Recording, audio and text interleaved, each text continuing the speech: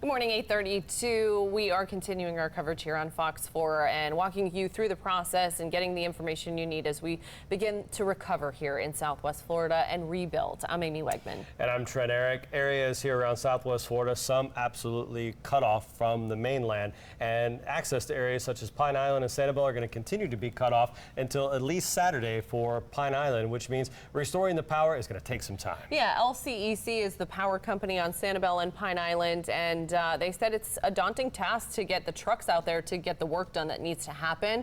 But we did speak with Karen Ryan, she's the spokesperson with LCEC, about what the timeline might look for getting the lights back on. Here's what she had to say.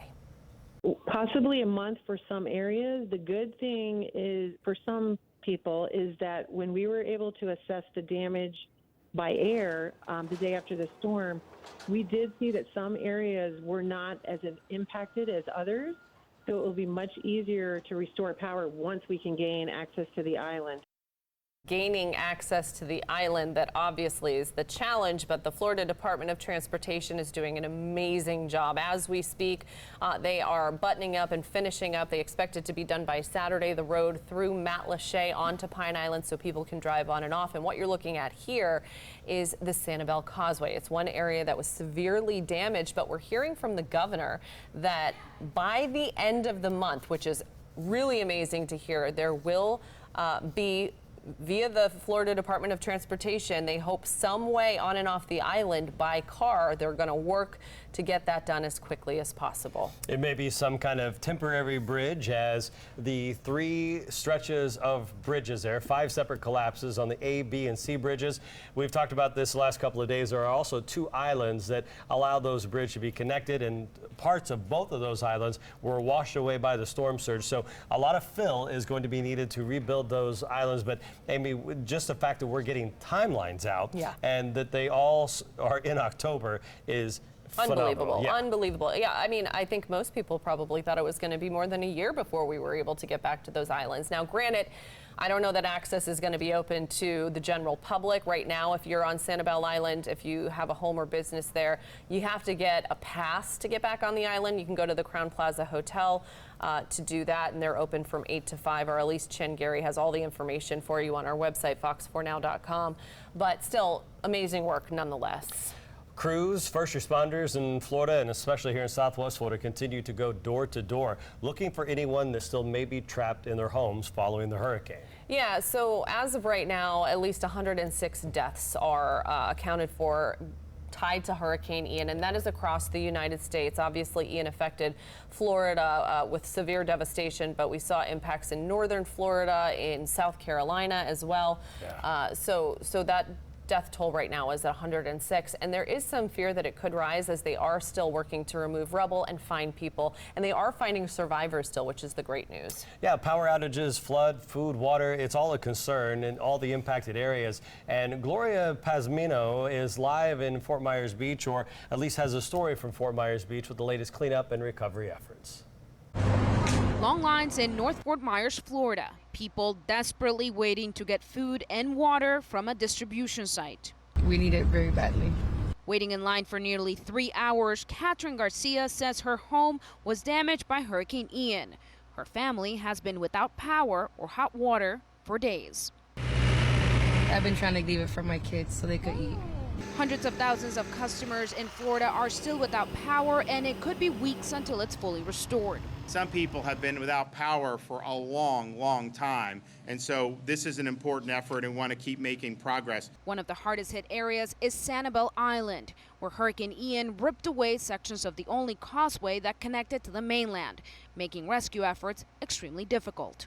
Multiple barges are being utilized to transport goods, water, machinery, and equipment to the island. And we're working as we speak for a temporary ferry service to assist the residents. The death toll in Florida has topped 100, and officials fear that number may rise. Rescue crews are still going door to door, searching for more survivors. In Fort Myers Beach, I'm Gloria Pazmino reporting. Really just incredible stories, and we continue to hear more about those. And as we move into the recovery phase, we really just have to worry about a couple of things. One of them going to be the rain chances. A lot of people here at Fox 4 asking me, they haven't tarped up their roof just yet. Is rain going to be a concern? We do remain dry over the next couple of days. We're going to bump up our rain chances, though, as we head into your next work week. So make sure you get that done sooner rather than later. At least for right now, live radar sweeping across nice and clear. Even on the East Coast, a couple of showers that are pulling out to the Atlantic and the Caribbean. No worries for us as we are moving through Venice all the way down through Naples and through our inland areas. We're looking nice and dry. Producer, do we need to go to break right now, or do I have time to finish? Oh, okay. Thank you very much. So I just wanted to double check with that. Thanks for rolling with the punches. We really appreciate you. So yes, everything looking nice and dry on clouds and radar. When it comes to our current temperatures, you're probably noticing some very cool temperatures on the map. Obviously, we are not in the 30s and 40s right now. Remember, Hurricane Ian actually wiped out some of our instruments that we use to give you the current temperatures and also the current conditions at the National Weather Service. Most of us are going to be in the mid 60s, for example, over in Moorhaven at 66. Some of us starting to warm up, 72 LaBelle, 71 over in Bonita Springs. Today, the wind will be coming out of the north-northeast up to about 10 miles per hour. As we head into the afternoon, our highs maxing out in the mid to upper 80s. So clouds and radar are going to be nice and dry, not just for us, but for the entire northeast as the remnants of Ian continue to move through the northeast, and that front is pulling out to the Atlantic, high pressure building in, and a lot of dry air on the water vapor loop, keeping us nice and clear through the state and through the southeast. You can see that dry air. It's going to be the orange color and also those darker colors. So clouds and radar quiet right now, continuing as we head into the rest of the afternoon. Just a couple of passing clouds here and there. This model trying to bump up our rain chances on Thursday. We still have too much dry air in place. We're not expecting any rainfall as we head Thursday and also into your Friday. And I know we've really been enjoying the low humidity, especially with so many people having no AC and being in the dark, and that does continue. So you can see another dip in the jet stream. It arrives through the weekend. This will bring us another shot of dry air and cooler temperatures. And then right behind it, we have another one. We're headed into fall, so we're going to see more of these fronts move through. I do want to really quickly touch on tropics. Nothing to worry about right now, but we still are in the thick of hurricane season. This area highlighted in red does have an 80% chance of developing over the next 5 days. Long-range models continue to take it out west. We also have tropical depression number 12 that formed in the central Atlantic. As it goes through the next couple of days, it remains out in the Atlantic. Again, no reason for us to worry in Southwest Florida. I think we've had our fair share of the tropics so far. If you are headed out on the boat, I know some areas are limited right now. The wind eventually switching more out of the north up to 15 knots, seas 2 feet or less, and a moderate chop on your inland waters. We're going to actually have low wave heights over the next couple of days. So as the Coast Guard clears more waters, you're looking at wave heights anywhere between 1 to 2 feet as we head into the next couple of days and also your weekend. So today's high capping out near 87. Overnight lows once again going to be comfortable, dipping into the mid to upper 60s. And remember, this nice dry weather, plenty of sunshine, overnight lows going to be comfortable. That lasts for a few more days. We're going to bump up those rain chances to a 20% on your Sunday and bumping it up even more as we head into your next work week. Time right now is 8:41 and you are watching Fox 4 Morning News. And good morning, 8:44 right now. Thank you so much for joining us here on Fox 4 Morning News as we continue to cover the aftermath and recovery here in Southwest Florida after Hurricane Ian. I'm Amy Wegman. And I'm Trent Eric. Cape Coral is the area where many neighborhoods are still in the dark. Roughly 81,000 customers still without power this morning. Yeah, LCEC is the company that provides power to Cape Coral, portions of Pine Island, Sanibel Island. The governor was concerned about how quickly or how slowly, I should say, the power was going back on. So he asked them to take some aid. They brought in 1,000 new linemen. They are going to take assistance from the crews that are helping FPL from out of state to work to get your power on. But I know a lot of you are still wondering, when is it going to happen? So Fox 4's John Barron is live. He is in Cape Coral right now. And John, what's the latest? What can you tell people as far as how these crews are working? We know the linemen are working so hard, and the work they're doing right now is the harder work where they're having to really like get in the trenches and pick up broken power poles and stuff like that. So what can people expect if they're in Lee County?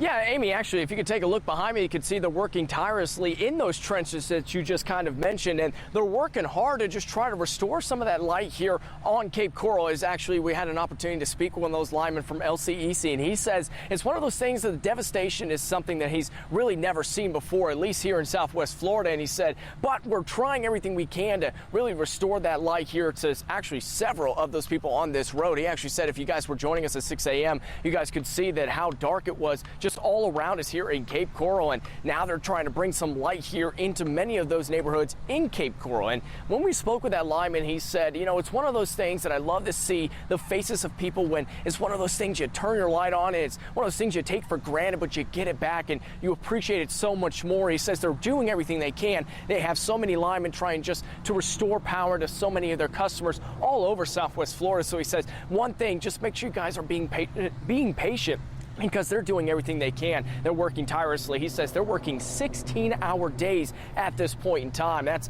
really a lot of time for them to be coming out here, but he says they're doing everything they can to try to give some of that normalcy back to some of the customers here in Southwest Florida. Another thing I want to mention is that you can kind of see what they're doing right now, picking some of these power lines up and trying to just restore that light. But actually, if you take a look over here, Brian, if we could show them just this down power line that you can see right here, and just how much of that is actually just quickly being restored, bringing in a new power line and actually having to replace the old one. I'm not sure how long it'll be before they get rid of these, but I'm pretty sure as soon as they're done bringing in the new lines, they'll go ahead and pick this up and start. You can actually see the cones over here as well, trying to make sure nobody passes as they've got the power line on the ground. So that's going to be one of those things that we're going to see continuously across Southwest Florida. Of course, we're going to continue to follow them and see exactly their process as they continue to try to bring power and restore it here in Southwest Florida. We'll have more for you guys coming up later on, but for now, here live in Cape Coral, John Barron, Fox 4. All right, thanks for the update, John. Well, I know some of you are probably looking for work right now. Maybe you're out of a job. Maybe the building that you worked at was destroyed. Jason's Deli is holding a temporary employee hiring event. So this is to help feed emergency workers right now. So if you want to apply for this, you can do that by visiting the website on your screen. It's hralliance.net/apply. Jason's Deli Southwest Florida is the one that you're going to want to go to. You can also apply in person if you want to do that. Go to the 4 locations that are looking to hire. There's 2 in Fort Myers, 1 in Cape Coral that's on Santa Barbara Boulevard, and there's 1 in Naples as well. So that's a great option for you. And I know there are some other companies hiring as well. If you're looking for temporary work, we've got a list of those places on our website. Just go to fox4now.com. Everything from, working with Jason's Deli to monitoring debris pickup is available. Amy, you and I both have little ones. Mine's 6 now. I'm past this point in the child care, but a lot of folks still need diapers. We are looking at a diaper drive today. This is at the Lee County Legal Aid Society. They're hosting that clothing and diaper drive. It will run from 10 a.m. until 3 in downtown Fort Myers. That address is 2400 First Street, and the organization says that people can take what they need and bring what they can spare. So kind of share the supplies to get us through this, and they are going to be there until supplies run out. The tentative schedule again is from 10 until 3. Yeah, and we want to continue to tell you about places where you can get supplies and food and things like diapers, so you know you're not alone in this. There are places all across Southwest Florida that are working to help, and we are talking every little nook and cranny of Southwest Florida. So don't feel like you're alone in this. There is help out there. We've got a list on our website for you, fox4now.com. This is just another one. Harry Chapin Food Bank, obviously they do amazing work in our community. They are going to be giving out food and water at 2 different emergency distribution sites today. It starts at 10 o'clock this morning and will run to noon. So these are the 2 locations. The first one is Montura Ranch, which is in Clewiston, so more of the central portion of the Southwest Florida area, close to the lake there, Lake Okeechobee. It's North Hacienda Street is where they're going to be giving that out. In Cape Coral, in the downtown area, just 1 or 2 streets back from downtown Vincennes Boulevard. They will be at 4519 Vincennes Boulevard in Cape Coral. If you're in LaBelle, Forey Drive, 785 Forey Drive is where they're going to be giving out food and water. And Golden Gate, 4701 Golden Gate Parkway in Naples. Again, this is the Harry Chapin Food Bank giving food and water away to people in our community. Community Cooperative, one of the biggest soup kitchens in the area, will be giving away food and water, and that is happening today from 9 until noon at their offices in Fort Myers. That's on Dr. Martin Luther King Jr. Boulevard. You can get food, water, and hot meals while supplies last, so yet another place where meals and water are getting distributed. I want to let you know about this disaster recovery center that's opening up in Fort Myers to provide anyone who has damage or just needs some help after the storm with resources and information about recovery programs and disaster assistance. We know it can be a daunting task to think about, what do I do next? How do I get out of this place where my home is damaged, and find temporary housing or hire contractors or make an insurance claim? So they're there to help you. This is from 9 in the morning till 6 in the evening at Lakes Regional Library, which is close to Health Park Hospital in Fort Myers, if you're familiar with that. It's Bass Road is where it's located. Just look for the big library sign. It's multicolored. You can't really miss it right there off of Gladiolus and Bass Road. If you want more information, though, floridadisaster.org/info is a great place to go for that. Our crews have been out and around this storm since before landfall and through it. And Elise Chingari went through the eye wall of the storm. She's been following power crews around town the last 24 hours, and now this morning she is continuing to discuss residents of Sanibel returning to the island. Yeah, because it's not like you can get there right now by car, Elise. Obviously, this is something that's going to be a bit of a process. We're hearing from the governor there might be a way on and off the island to drive by the end of the month. But right now, you can go by boat, but you do have to have a pass, a re-entry pass. So Elise is going to walk us through that process if you own a business or have a home on Sanibel, so you know what you need to do to be able to get back on the island. Good morning, Elise. Good morning, Amy and Trent. We're right here near Fort Myers Beach, where the rescue efforts are still underway, and we have seen so many caravans and military and law enforcement heading their way over, of course, to try to help with these, rescues that are taking place. However, this bridge right here, it's closed. It's closed to pedestrians, it's closed to residents, it's closed to business owners, even media. Now, that's a different story when it comes to Sanibel Island. That is open today for residents. Now, what you can do is you can get a re-entry pass over at the Crown Plaza Hotel. That is over at Bell Tower in Fort Myers. What you need to bring is your ID to get one of those passes. I know a lot of people, we were telling people last Tuesday to make sure that they were picking up those passes, so some people already have that.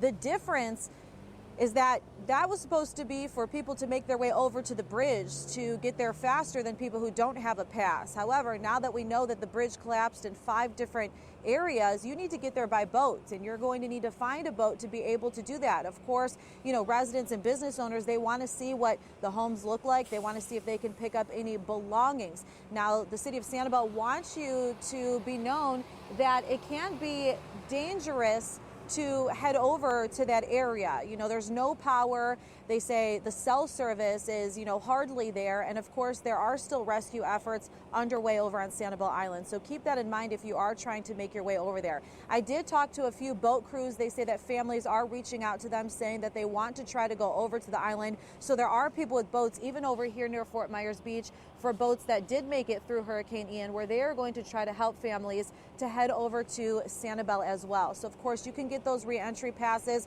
The island is not open to contractors. This is basically for residents, homeowners, and if you did rent there, they say that you can bring an electric bill to try to get one of those passes there. You could do that from 8 to 5 p.m. today. Again, I've been speaking with people with boats to try to see if we can get over to that area to kind of show you more of what is going on there. But in the meantime, we tried to go over to Punta Rasa boat ramp. That's closed. That is still just for first responders, rescue teams, as they, of course, are still going with those rescue efforts back and forth. So they are using that. You can't even get over to that area.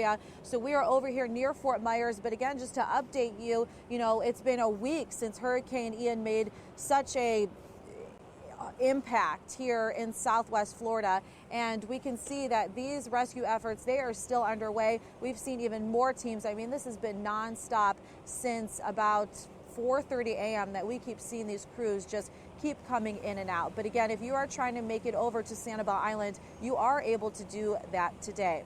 Live here in Lee County, Elise Chingari, Fox 4.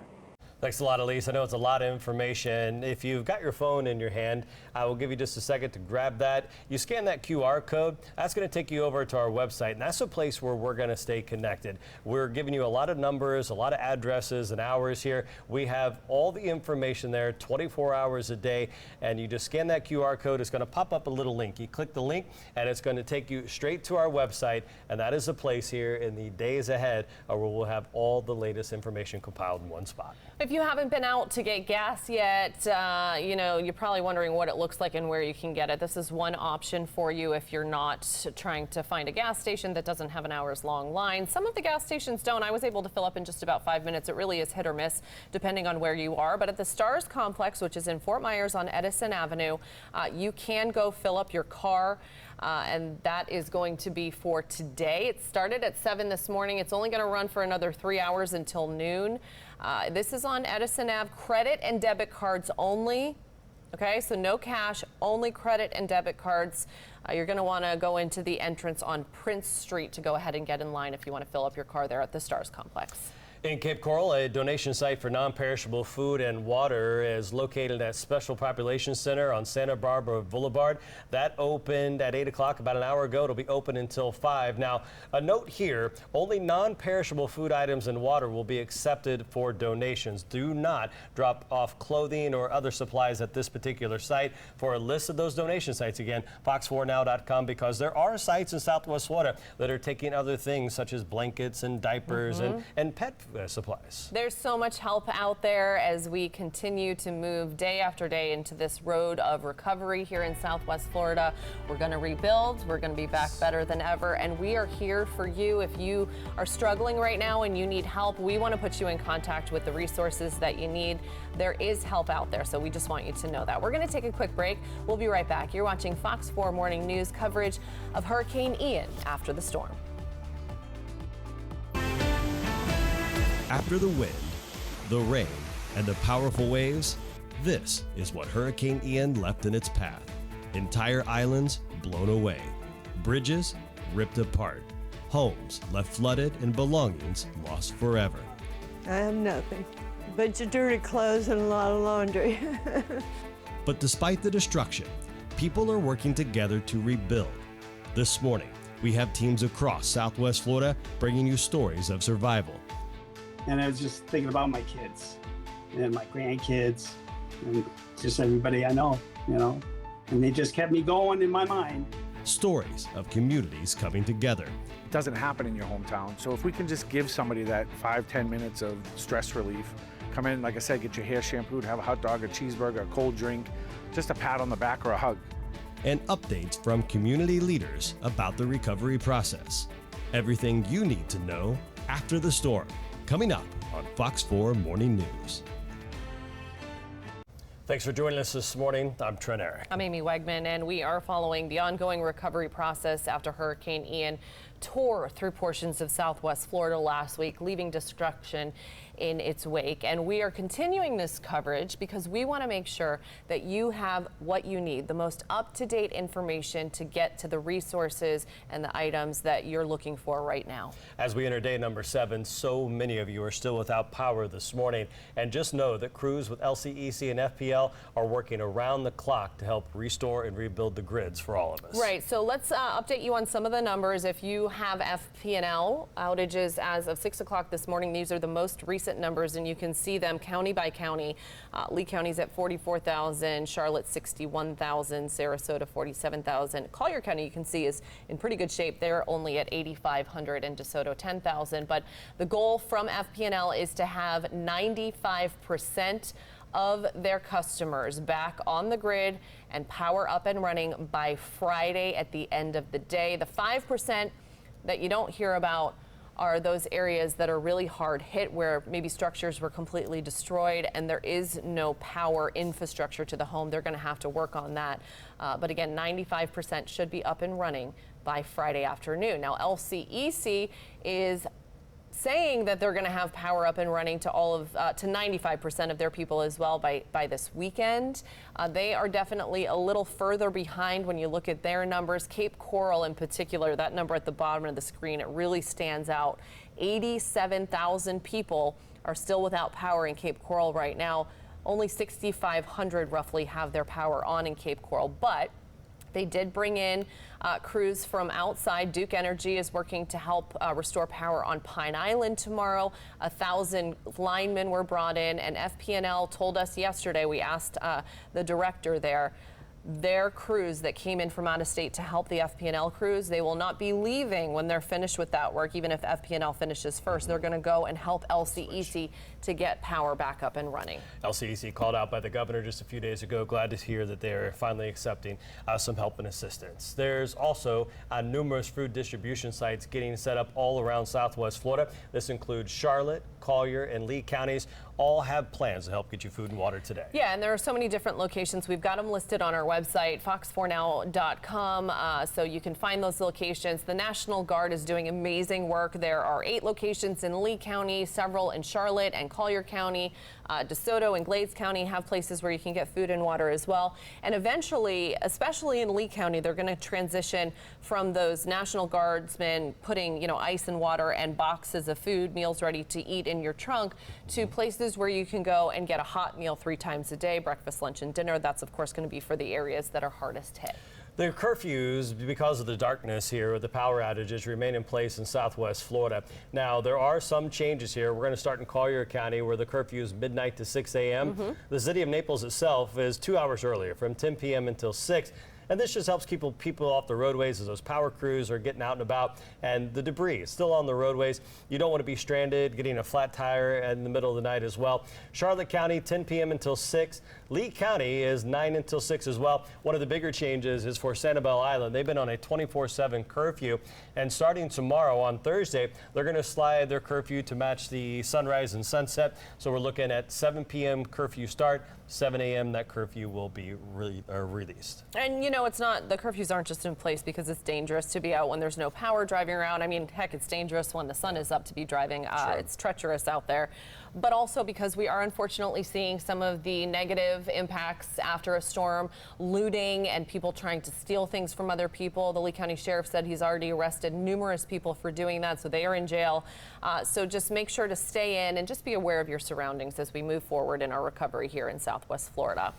We want to show you some video from Cape Coral. Again, this is an area where power is out in mass numbers still, over 80,000 people. And you can see when you look at homes there, some pockets seem pretty, like minimal damage when you drive around the Cape. And then there's other areas like this where you can see the contents of people's homes just lining the streets there on the edge of their road. You see the roof shingles completely off that house on the left. And what we don't see now at this point is the water damage, because that water really went up high in portions of the Cape.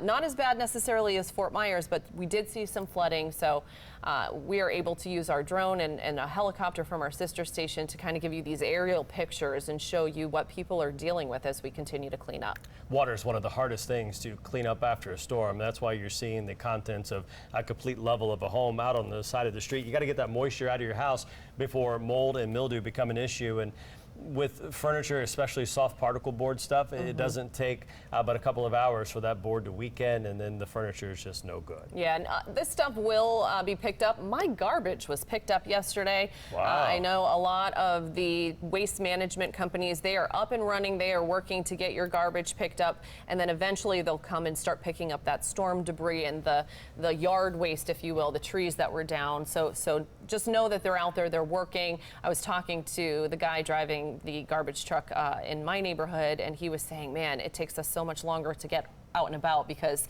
they can't just clearly drive through the road. So just be patient with them and know that they are out there, they're working.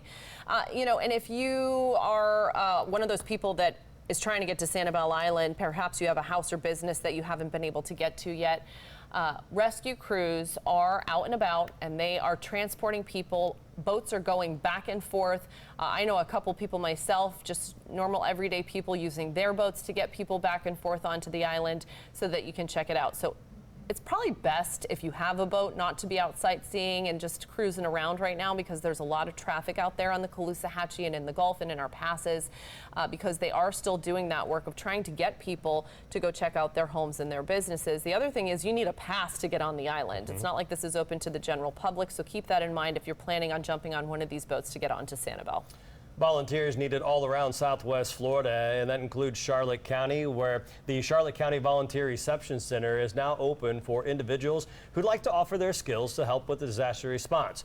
To register to help with the VRC, or that Volunteer Reception Center, it's located at 227 Sullivan Street in Punta Gorda. Zip code is 33950. It's already open this morning, has been since 7, and it'll be open for 2 more hours until 11 a.m.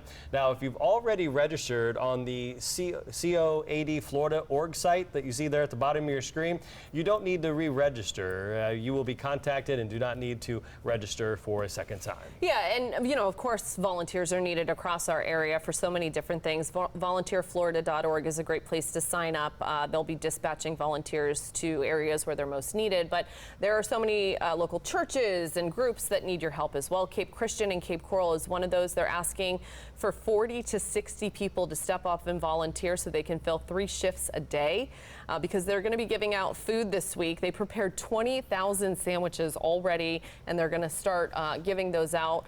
Cape Christian is obviously in Cape Coral, so I would imagine they're going to concentrate on that area since there's no power. But, you know, they do really good work. Starting tomorrow, teams are also going to be going out, and this is why they need volunteer help, to clean up yards and clean up homes with people. We have a lot of retirees in Southwest Florida who might live by themselves, and they need that helping hand and maybe don't know where to turn next. So if you want to volunteer specifically with Cape Christian, you can text Cape Vol, CAPEVOL, to this number 94000. And then if you're someone who needs the help and you want someone to come help you with your home and your yard, or maybe you need some of that food, those sandwiches that they made, you can text Cape C, CAPE, C as in Cape Coral, Cape C to 94000. Just follow the prompts. You'll choose menu option 2 and then put in your name and address and the type of help you need, and then they will send someone out your way. It's amazing to see how many folks are in need of food. Some areas that still don't have power, as along the Caloosahatchee as well. The Buckingham, Lehigh Acres, and Alva area. The Next Level Church out of Gateway cranked out 1,200 meals yesterday, not only for people who can't cook a hot meal, but also for the firehouses, as fast as they could. Just getting those meals out to our first responders and those who, again, just want something besides your granola bar at this point. And there are a ton of restaurants doing it as well. I was looking on social media. Fancy Southern Cafe was feeding first responders and linemen for free.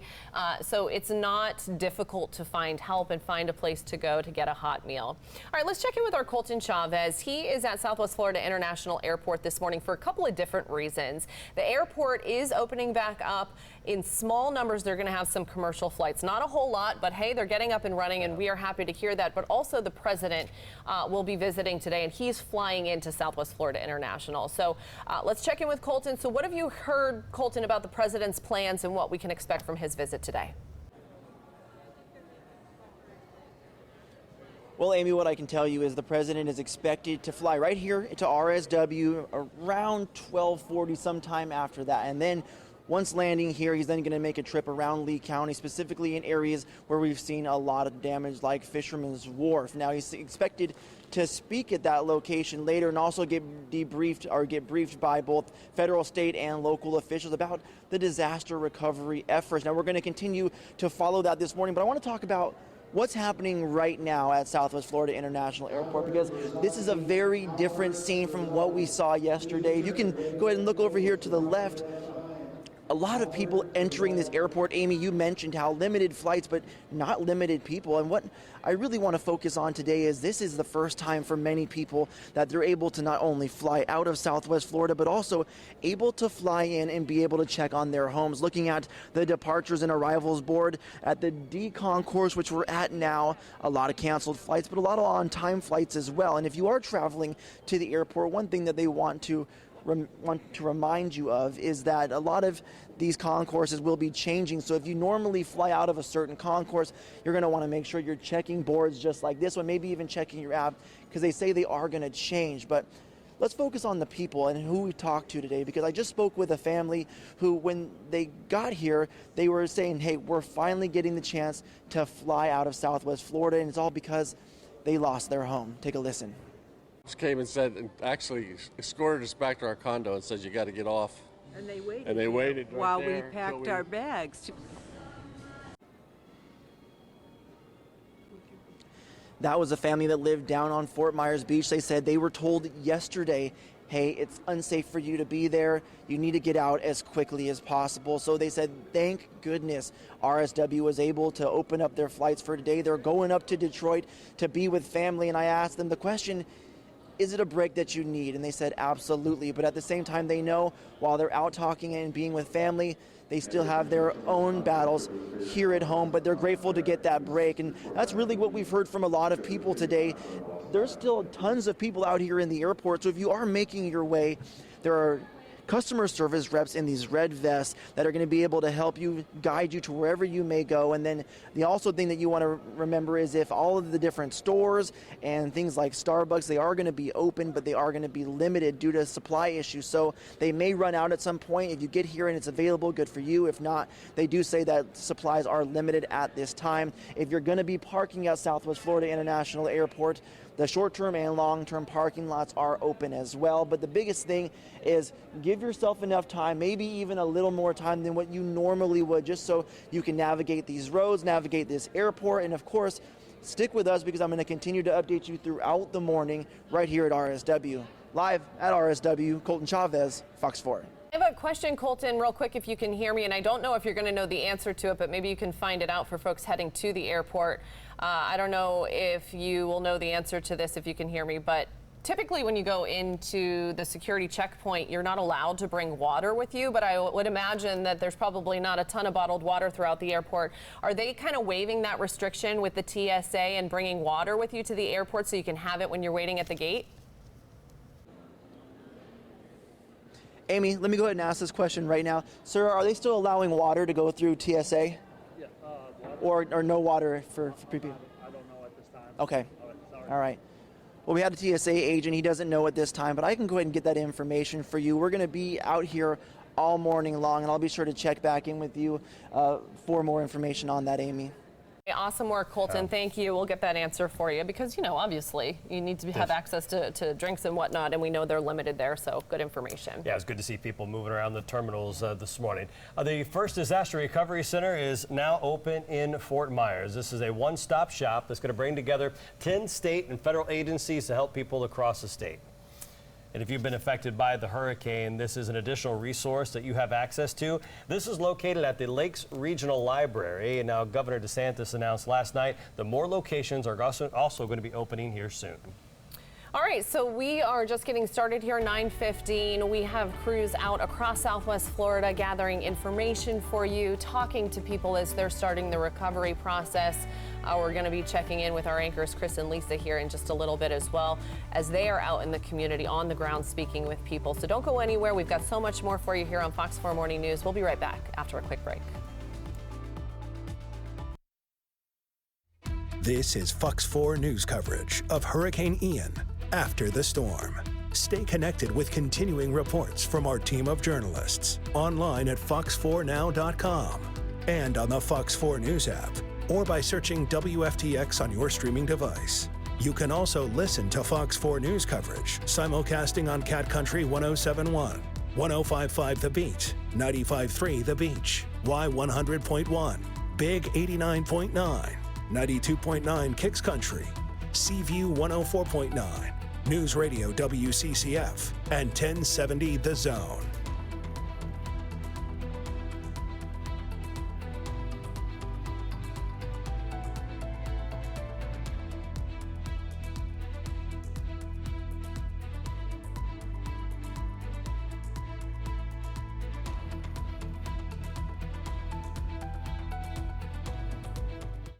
This is Fox 4 News coverage of Hurricane Ian after the storm.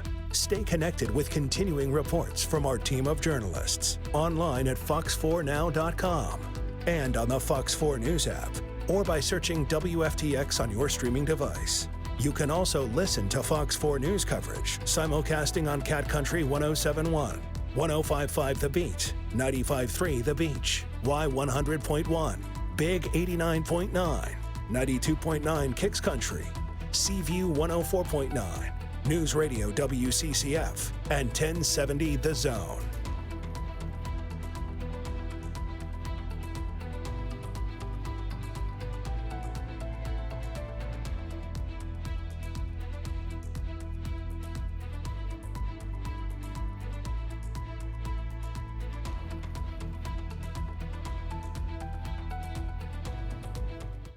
This is Fox 4 News coverage of Hurricane Ian after the storm. Stay connected with continuing reports from our team of journalists online at fox4now.com and on the Fox 4 News app or by searching WFTX on your streaming device. You can also listen to Fox 4 News coverage simulcasting on Cat Country 107.1, 105.5 The Beat, 95.3 The Beach, Y100.1, Big 89.9.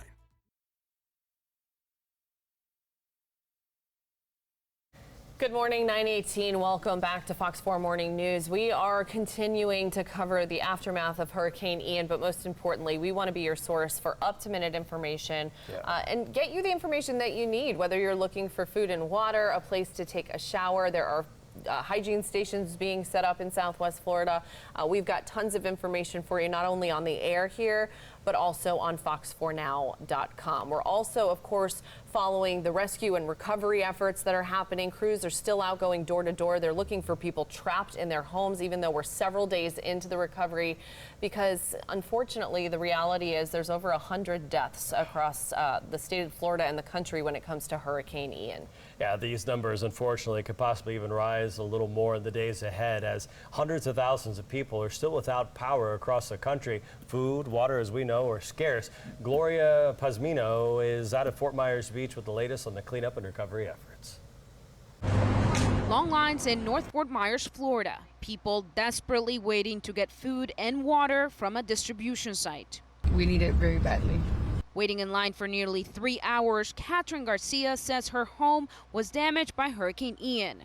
Her family has been without power or hot water for days. I've been trying to leave it for my kids so they could eat.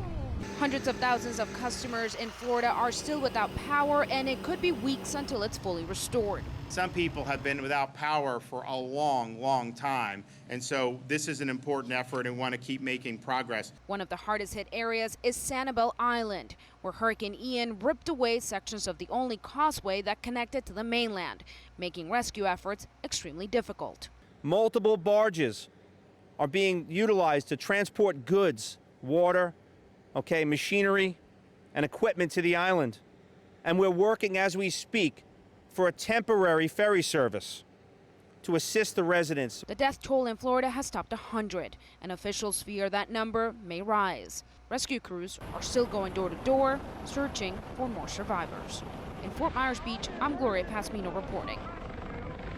Unbelievable to see some of those rescue images, and I think that's the important message too. The traffic is really bad in Southwest Florida right now, and the search and rescue crews are still working. They're still working and finding people in the rubble. So they're asking if you don't have to be out at work, and if you're just sightseeing and looking at the damage, please try not to do that and stay home. It's safer for you, and it's better for them as well. So many stories of survival with this storm as Ian went through. One of those people was Stan Pence, and he told CNN that he had to jump out of his building into the water to survive. And when he got into the water in that storm surge, he had to hang on to some bushes for hours until he could make his way across the street. It's unreal to hear, and when we talked with him, he shared just what it was like and the things that he was holding on to get through those crazy moments, hours hanging onto a bush. At that point, I knew I had to get out because I only had about 2 feet left of looking out over the roof. And I just jumped out and started swimming. And I was able to find some bushes, and I grabbed onto it and I pulled myself in halfway in. And I just stayed there for hours, with the wind blowing and the water gushing over my head. It was just a long time.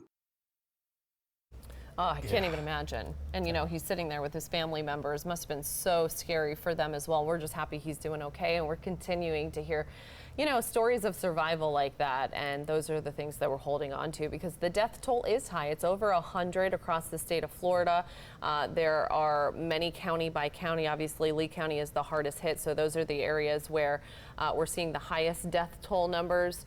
So 72 deaths right now are confirmed by the medical examiner from the counties you're looking at here. Charlotte has 2 deaths, Collier has 5, Lee has 46, Sarasota 4, Hillsborough 1, and Volusia 5. And the medical examiner is working because there's a direct and indirect relation to Hurricane Ian. So, you know, some people may have died from the impact of the storm and the storm surge and the wind, but other people may have just had a medical emergency that they may have had even if there wasn't a storm. So they're trying to work through that and figure that out, and that's how they come up with those numbers.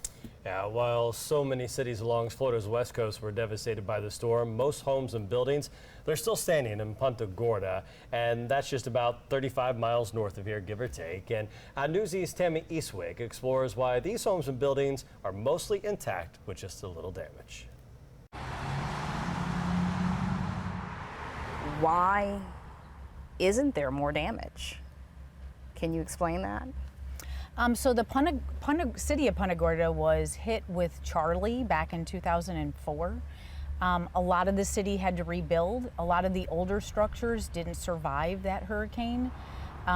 Today, I see the city did much better. We've had a lot of new construction like anywhere else in the state of Florida, but we've also had some of the buildings, some of the older buildings are gone, and now we have new, more resilient buildings. In 2001, we adopted the Florida Building Code. So since that time, we've had buildings that are stronger, more resilient, and then we've adopted flood-prone provisions that help get us elevated and up out of those lower-lying areas to make sure that they're more resilient and they withstand flooding as well. So for instance, we're looking at a house right here. This is one of the older homes in this community. Talk to me about this. So this house was built sometime in the 70s. I don't have the specifics on it, but this house was built in the 70s, has a metal roof, and would not have been nailed to the same nailing pattern that we would have today. The nailing pattern would be much more wide, as well as possibly even staples, not even used with regular nails. And then we have a home right next to it that was built to the Florida Building Code after 2001. And we see that with the same roof covering, we've got a resilient structure. The covering itself is nailed down to a specific pattern, as well as the underlayment and the substrate. Yeah, and so that explains in Punta Gorda, you know, they had really the bulk of the damage there in the Punta Gorda, Charlotte County area after Hurricane Charley. And so the code is different. The buildings are stronger. That's also some of what we saw on Sanibel Island. If you go to the city of Sanibel's website, they have this map that kind of shows you house by house what the damage not looks like, but they detail it out, whether it's minimal or whether it's basically destroyed. And the pockets, here's that map I'm talking about, mostly are that yellow and orange, so that's, you know, major and minor damage. You see the green and the red though, and that's the completely destroyed when you zoom in. Some areas on Sanibel and Captiva were really impacted by Hurricane Charley as well. So we saw a lot of new roofs after Hurricane Charley back in 2004. We saw a lot of, you know, homes being rebuilt and structures were stronger. So, you know, if there's a benefit, there is no benefit, but you know what I mean. If you have to look for a silver lining after a storm like this, Fort Myers Beach, for example, when things are rebuilt, they're going to be built much stronger than the, you know, homes that are built out of wood from the 1970s and 1980s. So that is one thing that we will see coming out of this storm, that hopefully moving forward, should we see another storm, hopefully not, like Ian, it would be a benefit. Yeah, you and I saw some of the aerial footage from our chopper for the first time at Fort Myers Beach, and it was such a stark contrast to some of the older buildings that were there in the Times Square area versus the newer construction just a few blocks down. The building stood. Now, will they have to gut the first floor due to the storm surge? But at least the structure is there, and it's not a complete rebuild. Yeah. You can only do so much from the storm surge and the water, but from a wind perspective, the new building codes really make a huge difference. Yeah, they're super strong. All right, so we are going to take a quick break. We're continuing our coverage here of the aftermath of Hurricane Ian, the recovery process, and we'll be right back. You're watching Fox 4 Morning News. Good morning, it's 9:30 right now, and thank you so much for joining us here on Fox 4 Morning News. We are continuing to follow, the recovery efforts here in Southwest Florida, rescues too, as we're dealing with the impacts of Hurricane Ian. One of the places that was hardest hit, obviously, was Sanibel Island. A lot of our barrier islands just completely devastated. And if you have a home or a business there, you might be wondering, when can I get back? How can I get back? There is a process you need to go through in order to do that. The governor said they are working on building a temporary road to Sanibel Island. The Florida Department of Transportation says it should have that up and running by the end of October. That's just amazing to think about. But for now, it's boats that are taking people. You do need a re-entry pass, so we want to get to our Elise Chen-Gary. So she is going to walk you through the process, let you know who can get on and off the island and what you need to know. Good morning, Elise. Good morning, Amy and Trent. We are right here near where you would go over the bridge to enter into Fort Myers Beach. We know that the rescue efforts, they are still underway. It was 1 week ago that Hurricane Ian made such a drastic impact and change right here to Southwest Florida. My photographer and I were right in the Sanibel area. We saw it firsthand. We're invested, and we want to show you exactly what's been going on this past week. So this area here, it is closed to residents, business owners, pedestrians. You cannot make your way over to Fort Myers Beach as they are still working really hard. First responders, these crews, they are still, trying to rescue people here in this area. They are still finding people under the rubble. Now, the difference when it comes to Sanibel Island, people can make their way over to Sanibel Island, and they are encouraging people to get re-entry passes. They've been encouraging this since last Tuesday for the people who evacuated that area. But if you are trying to get over there, obviously you can't go over the bridge. That's collapsed in multiple areas. You're going to have to get a boat to go over to that area. Now, they want you to know that if you go over there, it can be dangerous. This area has no power, very limited cell service. But of course, businesses, residents, they want to go see, their homes. They want to maybe pick up some belongings. That is allowed today, but you just need to keep that in mind that, those rescue efforts, they are still happening over on Sanibel Island. So one, you will need to have to find a boat. We try to head over to the Punta Rasa boat ramp. It is closed. That is just for, first responders, people trying to help with those rescue efforts. So we weren't able to go over there to give you a better look. However, I have talked to a few people who are taking boats back and forth and plan to do it throughout the day, as people has contacted them and asked if they could go try to get their belongings. So people are really trying to come together to get people over to the island today. I know I even talked to another boat company to see if we could even ride along,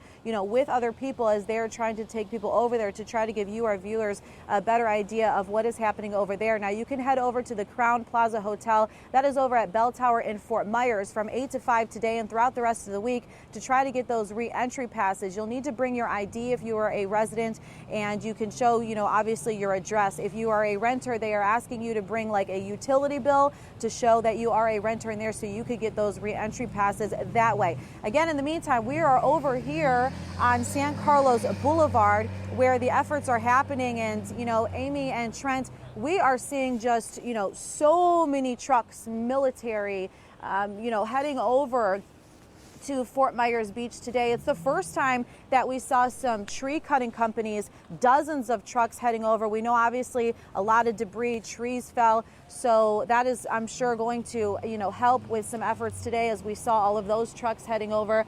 And we are seeing, this is Marion County Fire Rescue. We've seen plates in trucks and buses from Texas. So these efforts, they're in full force here throughout Southwest Florida to, try to help with these rescue and recovery efforts the best that they can. Of course, we'll continue to bring you updated throughout the morning on what is happening and give you more updates over from Sanibel Island.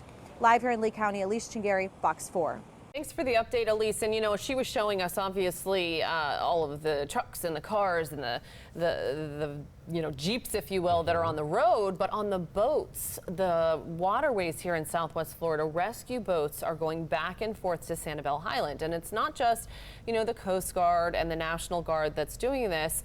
There are civilians as well, and law enforcement from other parts of the state giving people rides to the island on boat, because that's the only way to get there right now, unless you can get there by air, to go check out their properties, to go check out their businesses, and to get items they need. I know a couple people going over, they're on their way right now just to go collect some clothing and some personal items that they had to evacuate before the storm. So we see a lot of that happening right now, and if you need information on how to get back and forth, again, Elise gave you that important information that you have to sign up for a pass to get on Sanibel Island.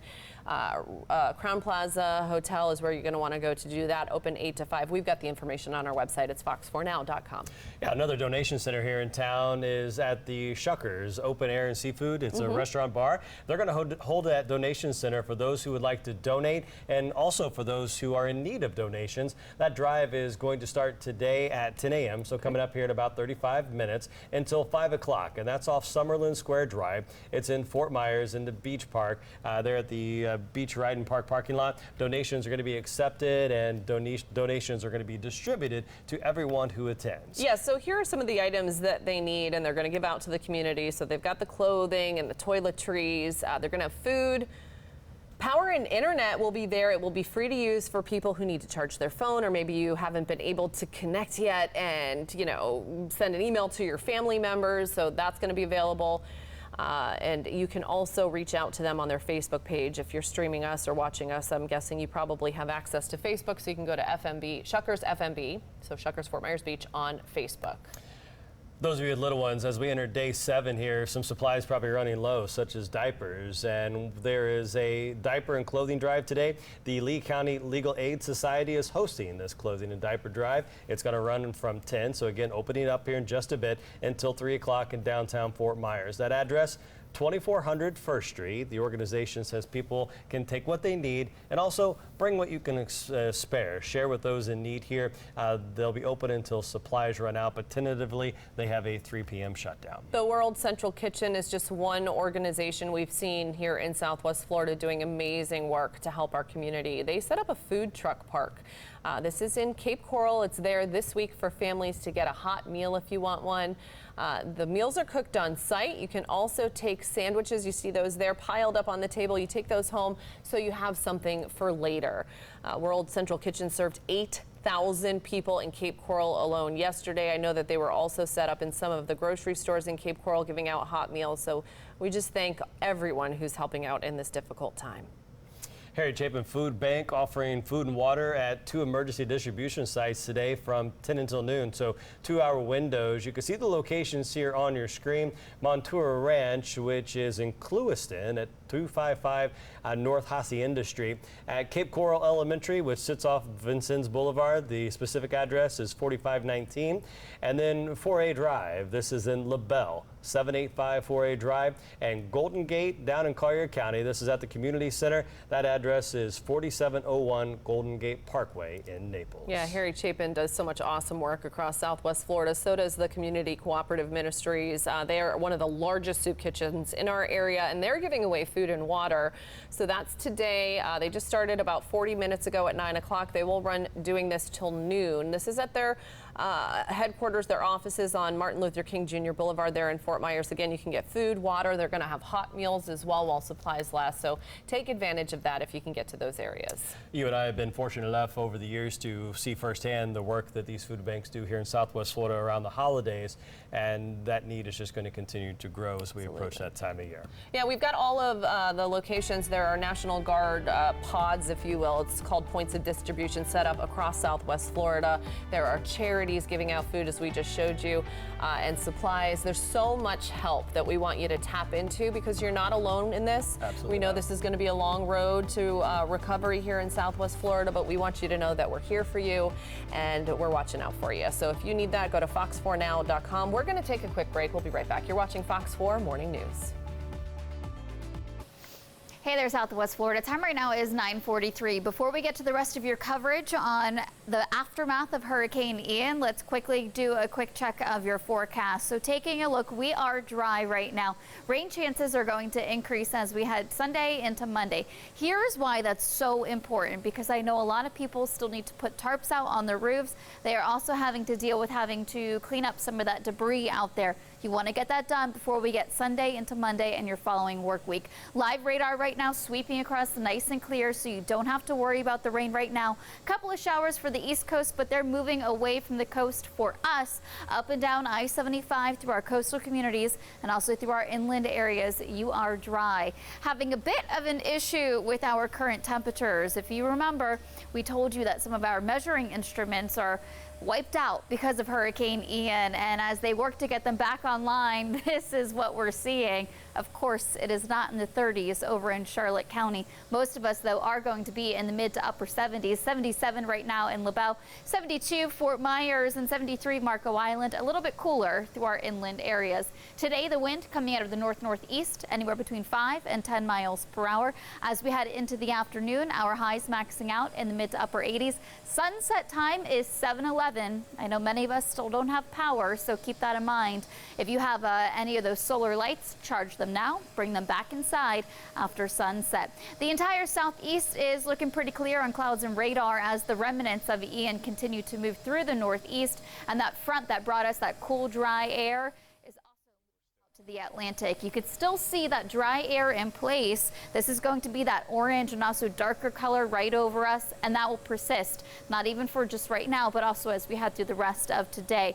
When I put the models into motion, it tries to pop up a couple of showers here and there. We're not expecting any rain as we head into your Wednesday or even your Thursday, despite what these models are saying, because of that dry air. Just a mix of sun and clouds, but after the weekend, that's when we'll start to see a change in our rain chances.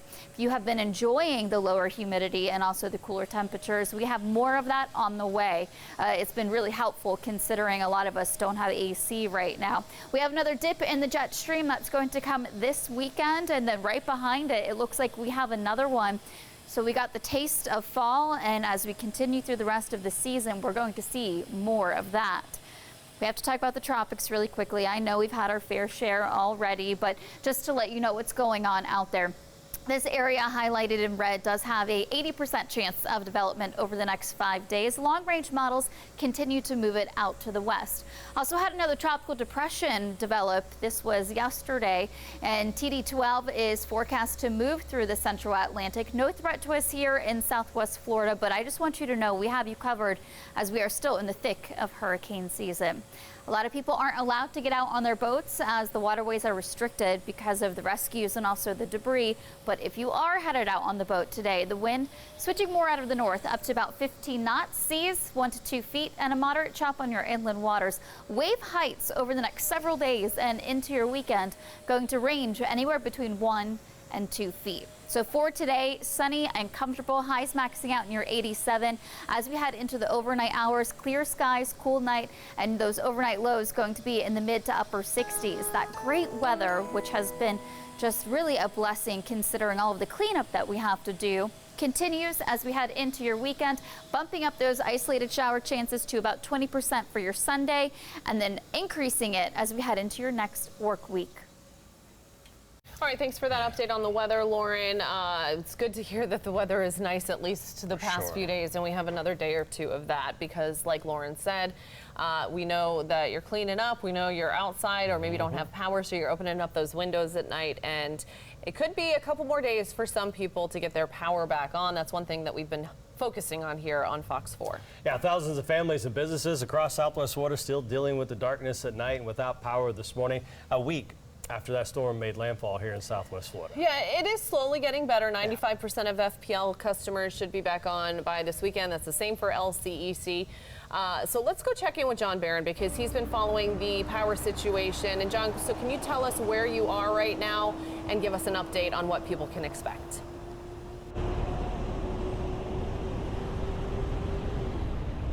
Well, construction unit after unit and truck after truck continues to make its way past the Matlacha Bridge right here that we continue to try to see past this road closure sign, which is actually blockaded right now by state troopers and the sheriff's department, as they are the only ones at this point in time that are allowed into Matlacha, or as close as they can possibly get, as they continue to try to construct a temporary bridge at this moment in time. Of course, tempers are rising as a lot of those residents that we have actually seen as we continue to try up is actually just see loads and loads of trucks, and actually we're gonna have Brian turn around and show you guys rows and rows of cars, construction units, and just personnel all standing there just hoping for an opportunity to get back into their homes and assess the damage. Actually, we spoke with a couple of neighbors out here in Matlacha who drove all the way down from New York to try to see if they could assess the damage once they got here just this morning. They realized that they could not get out there, and now they're trying to see if there's an opportunity they can do so. Brian's actually showing you right now, you can see just a couple of boats. They've been all in and out for the last hour,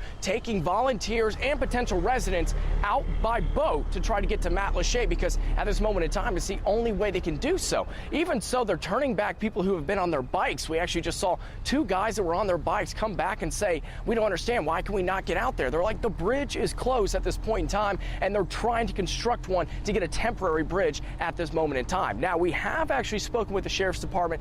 They have said per FDOT that there is going to be a possibility that a temporary bridge is built and open in time by the end of today. But this is a big but if you're listening. This is only for emergency personnel and emergency evacuations at this moment in time. Of course, when a lot of people have heard that so far, they are up in arms about an opportunity to get back to their homes, and understandably, but at this moment in time, they have deemed it unsafe to bring residents back unless they are being evacuated out of Matlacha. Once again, you continue to see just the construction units, and you're seeing four-wheelers and all state troopers just trying to make their way out there to the road closures as they continue to try to construct this bridge. And of course, like I continue to say, only at this point in time, FDOT, per FDOT, and the state and the sheriff's department say that there is only going to be potential today for there to be emergency evacuations and emergency vehicles into Matlacha. We'll send it back to you guys in the studio. For now, live here at Matlacha, John Barron, Fox 4. And again, they expect to have that road, they said the latest done by Saturday. It could be much sooner. Just down the road in Cape Coral, you can see the damage. Dressers, TVs, bureaus, chairs laying out in front of people's homes. This is some drone video from Cape Coral. And this, you see those tiles and shingles off of the roofs of homes. This is a common sight across Southwest Florida, even in the areas that didn't get as intense damage as we're seeing on some of our barrier islands and inland areas that flooded. So, you know, power there, if you're wondering, LCEC says by Saturday they should have 95% up and running across the area. Obviously not Sanibel Island and Pine Island, but they are working to get you guys back on. Maybe they said up to a month, according to the spokesperson Karen Ryan, for those barrier islands. But FP&L expects to have 95% of their customers back on the grid and with your power on by the end of the day Friday. So all of that is good news. Just got a text from a friend who lives here in an apartment complex on Pine Island, and just about 20 minutes ago, a large convoy of power pole trucks coming down Pine Island Road as reinforcements are arriving here in Southwest Florida. So hopefully we can get some of these harder hit areas with some light as we go through the next day or two. For those of you who have been without power now, as we are moving through day 7, the need of a clean, shower, a nice warm shower, and some charging stations. Well, we've got that for you. The Cape Coral Fire Department has set up a hygiene station that opened this morning at 8 o'clock and runs until 7. And Amy and I were looking at the facilities online, and I think this is going to help a lot of people today try to feel a little bit of normalcy. Yeah, I mean, a hot shower, and they have other stuff that they're giving out as well. You can do a load of laundry there, charge your phones. That can kind of like reset you and get your head in a good place. It's amazing what a nice hot shower can do for you. So that's open again in Cape Coral. If you want the information, it's again Jim Jeffers Park, but we've got that on our website. The other thing we want to talk about is school. We'll get to that in just a second, but there are places that are hiring. I do want to point that out because I know a lot of you are looking for temporary work. They're hiring for Jason's Deli, for temporary workers to feed our first responders. They're also hiring for debris removal monitors. Again, we've got all of that info on our website if you're looking for temporary work. But again, I want to get back to schools because a lot of parents are wondering, okay, what's the deal? When are my kids going back to school? If you're in Glades and Hendry County, you're already back in school. Collier County starts tomorrow. So that is good news for those kids in Collier County. So it's Lee, Charlotte, and DeSoto counties that are kind of going at a we're not sure yet. And the reason is because of the damage they're dealing with. This is some of what we're looking at as far as numbers go with damage out of Lee County schools. Yeah, 42 of those buildings are considered low impact when it comes to damage, and that's when the school believes that it'll be good as long as it gets power, water, and a little minor cleaning. Now, 29% impact. It's actually 29 buildings. 29 buildings. Yeah, Sorry about that. 29 buildings considered medium impact. That's where there's broken windows. There could be some water intrusion and a little bit of extra time for some additional cleanup. 14 of those are at high level, and that's where we see that major damage, and some of those are going to be potentially beyond repair. Yeah, and those are schools like Fort Myers Beach Elementary where they saw some of the worst damage. So again, Lee Schools is closed until further notice. Collier, they're back Thursday, and they're giving out free breakfast, free lunch. They're going to do that through the end of the month. Charlotte and DeSoto closed until further notice as well. If you're watching us from Sarasota County, they're going to reopen in phases. So phase 1 will include all of the traditional public schools and just north of Venice. So those schools will start on Monday. Then they plan on phase 2, which will be Englewood and Northport. Those, they say, are October 17th. And don't worry, we've got this on our website, but they should be contacting you directly. You know, your school will have some kind of parent link to you. Hendry County schools and Glades County, they're back in class already, so we're happy to hear that for them. And we're looking forward to when we can let you know that all schools across Southwest Florida will be back up and running. We know, obviously, it's not just the little kids. There are universities and colleges here across Southwest Florida, so if you go to FGCU, we got some information that they are going to be planning to start classes back up on Monday, October 10th. The weekends will be used to make up classes that you missed during the hurricane. You can do remote attendance if you want to do that. That's going to be an option, and they are working to kind of tweak the calendar for the rest of the 2022-2023 school year, so you can figure that out. And of course, when we get that information, we'll be sure to bring it to you right here on Fox 4. Some cleanup underway at Tanglewood Elementary School. This is nice to see. You talked about the normalcy, and the sooner we can get the cleanup done, you can see the students chipping in, everyone with rakes and bags trying to pick up the debris there that fills the parking lots. As you drive around town, everywhere you see, it almost looks like fall, right? Mm-hmm. All the dead leaves and the branches down, and picking them up with a smile. It's good to see the community coming together. Yeah, go Owls. I see some familiar faces there. It's good to see them chipping in. We love it. Well, we want to take a quick break. We are going to be with you, obviously, bringing you all kinds of information throughout the morning today. Chris Shaw and Lisa Greenberg are getting set up in the Iona-McGregor area to show you some of the damage and bring you some of the stories firsthand of what they're seeing. We are out in the community. We are here for you. We're with you. This is our home, too, and we want to make sure you have access to all of the up-to-date information you need to get moving into the recovery process after Hurricane Ian. We're going to take a quick break. We'll be right back. You're watching Fox 4 Morning News.